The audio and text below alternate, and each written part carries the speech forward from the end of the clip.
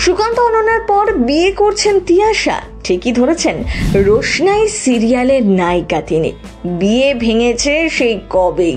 জীবনে আসে প্রেমিক সোহেল, সেই প্রেমটাও নাকি ভাঙতে বসেছিল। সুকান্ত অনন্যার বাগদানে নেটিজেনদের কি বুঝিয়ে দিলেন দুজন?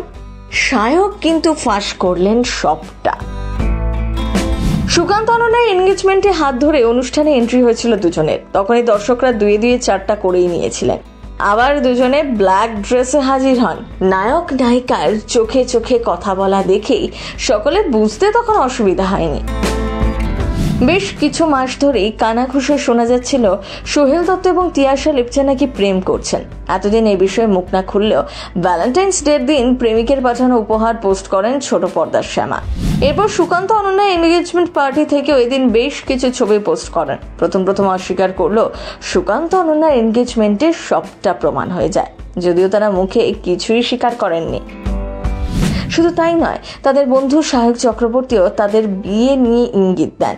সোশ্যাল মিডিয়াতে তাদের জিজ্ঞেসও করেন বিয়েটা কবে হচ্ছে।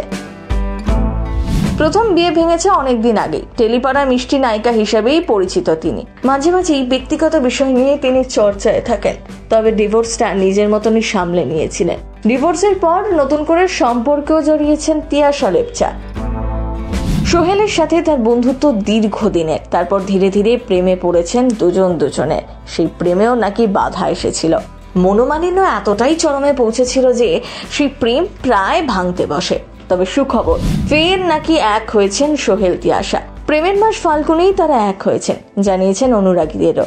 তবে প্রেমের আবেগে গা ভাসাতে নারাজ সোহেল তিয়াশা। তারা দুজনেই বাস্তববাদী। আই লাভ ইউ বলে প্রেম জাহির করায় বিশ্বাসী নন।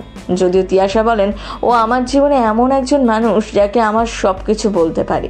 না বলতে পারলেই কেমন যেন অস্বস্তি হয়। ও কি করছে, কোথায় যাচ্ছে, আমি কি করছি, কোথায় যাচ্ছি, দুজনেই সবটা জানে। তবে তিয়াশার একটি বিশেষ স্বাদ রয়েছে। বিয়ের আগে তিনি সোহেলের সঙ্গে অন্তত একটি ধারাবাহিকে কাজ করতে চান। মজা করে নিজেই বলেছেন। সোহেল অবশ্য মনে করেন তিয়াশার এই স্বাদ নাকি আসলে ওকে খানিকটা চোখে চোখে রাখার জন্য। তিয়াশাকে আজও মানুষ মনে রেখেছেন কৃষ্ণকলি হিসাবে। এই মুহূর্তে অবশ্য পর্দায় তিনি রোশনাই। অন্যদিকে শিশু শিল্পী হিসেবে ছোট থেকে পর্দার সামনেই সোহেল। সেসব অনেক দিনের কথা। এই মুহূর্তে মিত্তির বাড়ি ধারাবাহিকে দেখা যাচ্ছে তাকে। তবে এবার বিয়েটা কবে করছেন সেটাই দেখার। সিনে চক্র ব্যুরো।